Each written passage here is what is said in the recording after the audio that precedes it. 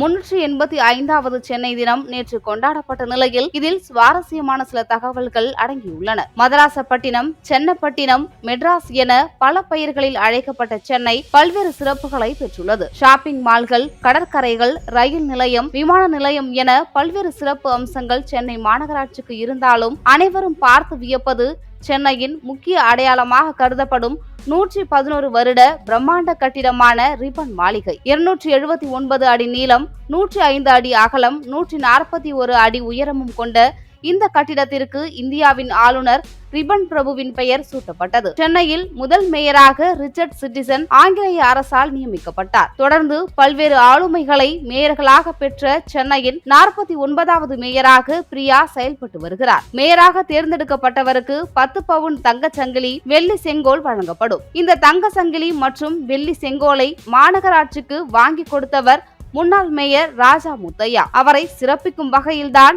மாநகராட்சி வளாகத்தில் அவருக்கு சிலை வைக்கப்பட்டிருக்கும். பொதுவாக மாமன்ற உறுப்பினர்களால் மேயர் தேர்ந்தெடுக்கப்பட்டு வந்த நிலையில் மு.க. ஸ்டாலின், மா. சுப்பிரமணியன் ஆகியோர் நேரடியாக மக்களால் தேர்ந்தெடுக்கப்பட்டு மேயர் பதவி வகித்தனர். தங்கள் பிரச்சனைகளை கூற ரிப்பன் மாளிகை நோக்கி வரும் மக்கள் மேயர் இருக்கிறாரா இல்லையா என்பதை எளிமையாக தெரிந்து கொள்ளும் வகையில் நாள்தோறும் கொடியேற்ற நிகழ்வு நடைபெறுவது வழக்கம். அதன்படி ரிப்பன் மாளிகையில் மேயர் இருந்தால் புலி, மீன், பாய்மர கப்பல் உள்ளிட்ட சின்னங்கள் அடங்கிய நீல நிற கொடி பறக்க விடப்பட்டிருக்கும்.